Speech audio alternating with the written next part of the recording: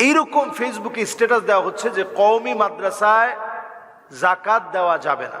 এটা এত লজ্জাজনক একটা কথা। কোন আলেম এই কথার প্রবর্তক হবে এটা অন্তত আমরা আশা করি না। আল্লাহ তাআলা যাকাতের খাতগুলো নির্ধারণ করে দিয়েছেন।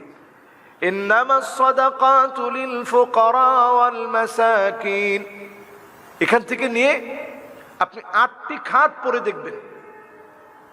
মিসকিনদেরকে যাকাত দিবেন, আপনি ফকিরদেরকে যাকাত দিবেন, ইয়তীমদেরকে যাকাত দিবেন, যারা ঋণগ্রস্ত তাদেরকে যাকাত দিবেন।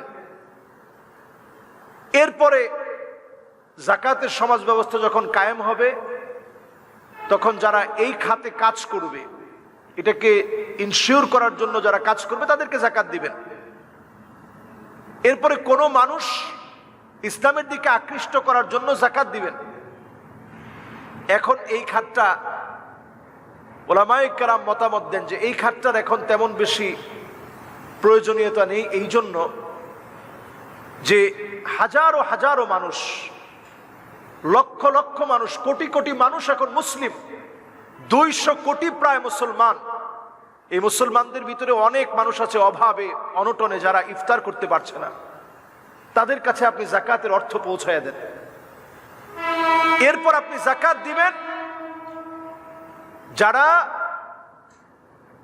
পড়াশোনা করছে, তালিবুল ইলম ওয়া ইবনুস সাবিল ওয়া ফি সাবিলিল্লাহি, যারা আল্লাহর পথে আছে, দিন শিখার জন্য আছে, জিহাদের ময়দানে আছে, ইসলাম বিজয়ের জন্য যারা কাজ করছে তাদেরকে যাকাত দিবেন।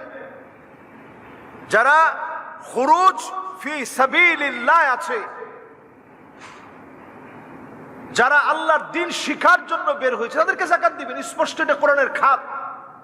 সেখানে আপনি কেমনে বলেন যে কওমি মাদ্রাসায় যাকাত দেওয়া যাবে না? এই বিদ্বেষ আসলে কোনোভাবেই মুসলমানদের সমাজে কাম্য নয়।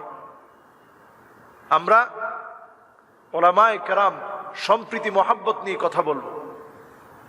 এদেশের যারা দ্বীনের অন্যতম ধারক এবং বাহক, যারা কষ্ট করে দ্বীনের জন্য, যারা রাতের গভীরে আল্লাহর কাছে কান্নাকাটি করে, ফরিয়াদ করে, চোখের পানি ঝরায়, তাদেরকে আপনি এই ধরনের কথা বলে কষ্ট দিতে পারেন না।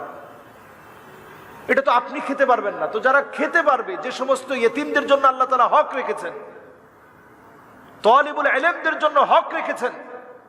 আপনি কি জানেন যে আল আজহার বিশ্ববিদ্যালয়ে আমরা পড়াশোনা করেছি, ওখানে স্কলারশিপ দেওয়া হতো, এটাকে বলতো মিনহা বা স্কলারশিপ। এটা আসতো